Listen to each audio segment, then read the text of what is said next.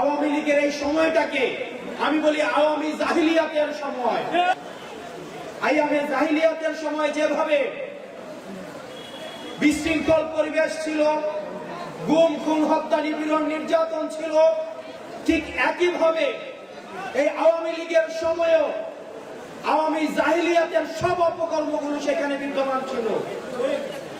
আপনারা জানেন, আমি গতকাল বলেছিলাম 10টা ফিরাউন এবং 10টা ফিরাউনকেও যদি একত্র করা হয় তাহলেও হাসিনার মতো এত বড়, এত দুর্ধর্ষ, এত জুলুমকারী আর হইতে পারবে না। আমরা আপনাদের কাছে অনুরোধ করব, আপনার রাজনৈতিক আদর্শ যেটাই হোক না কেন, আপনি যদি ফ্যাসিবাদ বিরোধী রাজনৈতিক দলের, আপনি যদি ফ্যাসিবাদ বিরোধী রাজনৈতিক শক্তির কোন একটা অংশ হয়ে থাকেন, তাহলে পরবর্তী বাংলাদেশে আপনার এবং আমার সহ অবস্থান থাকবে।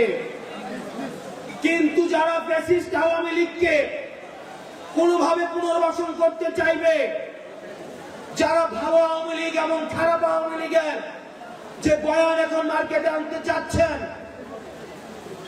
আমাদের শত্রু জ্ঞান আমরা তাকেই করব যারা আওয়ামী লীগকে বন্ধু জ্ঞান করবে।